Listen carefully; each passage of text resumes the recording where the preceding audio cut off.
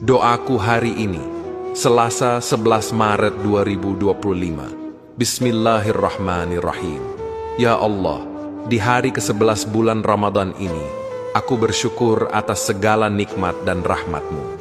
Berikanlah aku kekuatan untuk terus menjalani ibadah dengan ikhlas dan istiqomah. Bersihkan hatiku dari segala penyakit hati. Jauhkan aku dari sifat sombong, iri, dan dengki. Ya Rabb, ampunilah dosa-dosaku, dosa kedua orang tuaku, keluargaku, dan seluruh umat Islam. Jadikan aku hamba yang selalu bersyukur atas nikmat-Mu dan sabar dalam setiap ujian.